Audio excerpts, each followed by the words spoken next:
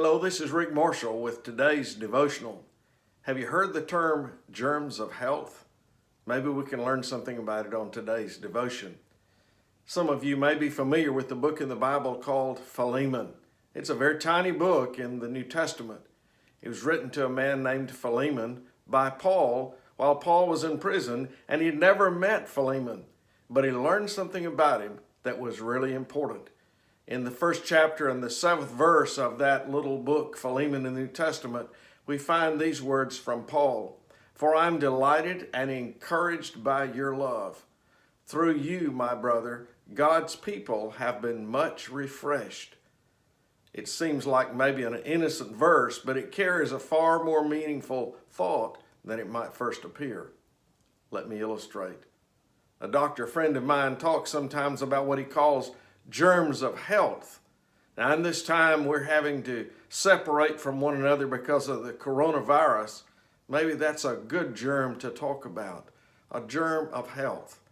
He reminds us that diseased people can easily affect other people with bad germs. He said good people can make a difference in other people's lives by good germs, germs of health. Who do you know that wouldn't be blessed with the germs of vitality and health and friendship?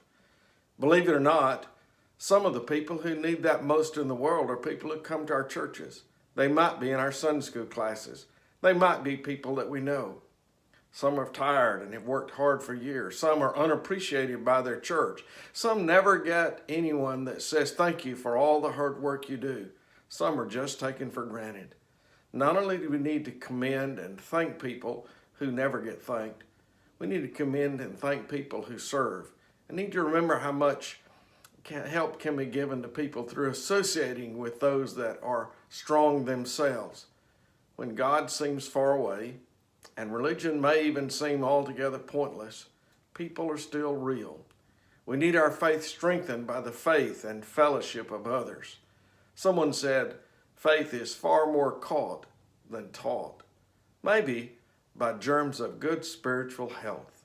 Who can you encourage today? This is Rick Marshall. May God bless you.